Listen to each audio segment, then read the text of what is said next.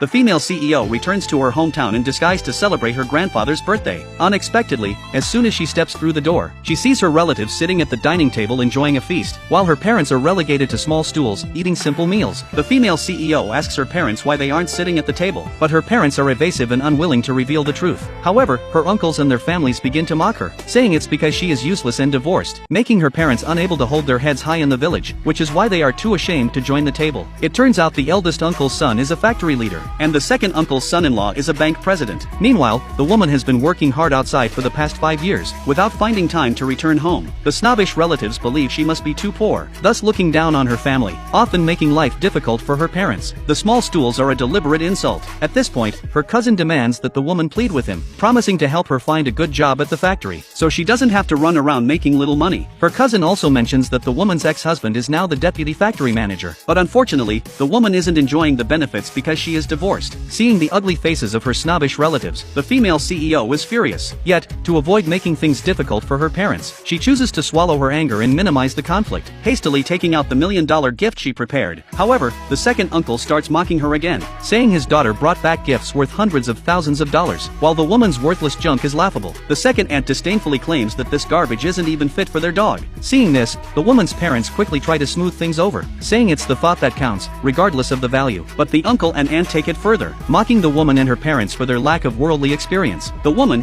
feeling very angry, is met with her grandfather saying only her parents would treasure such junk. The woman immediately states that what they call junk is actually worth millions of dollars. The crowd bursts into laughter, believing the woman is talking nonsense, since they are all respectable figures. If what she brought back were valuable, there's no way they wouldn't have seen it before. The grandfather, believing the crowd, immediately scolds the woman's father, saying he raised a daughter who tells lies, bringing shame to the family. The father hurriedly explains, asserting he knows his daughter's character well. Even if she lied, it was just to make them happy. Suddenly, the grandfather raises his cane to strike, threatening to kick the woman's family out. The mother, seeing this, plans to take her daughter home to eat, but the woman insists they apologize before leaving, since they say these items are worthless. The woman proposes calling the village chief to assess their value. Before long, the village chief arrives, and upon seeing the few ordinary items on the ground, he doubts they're worth millions. However, after a closer inspection, he realizes these are extremely expensive gifts, with just one of the items, a 1,000-year-old ginseng, worth over $10 million. The crowd looks on in disbelief. The grandfather, realizing the gifts are worth millions, immediately instructs his eldest son to take them into his room, but the woman suddenly speaks up to stop him, saying these gifts are for her parents. The crowd starts to suspect she is pretending to be wealthy, even thinking the Maybach she just sat in is rented. The eldest uncle, wanting to humiliate her, bets her that if she can make the Maybach park here, he will apologize to her in front of everyone. The woman readily agrees, immediately calling her assistant to bring over 10 Maybachs. As the luxury cars drive in from a distance,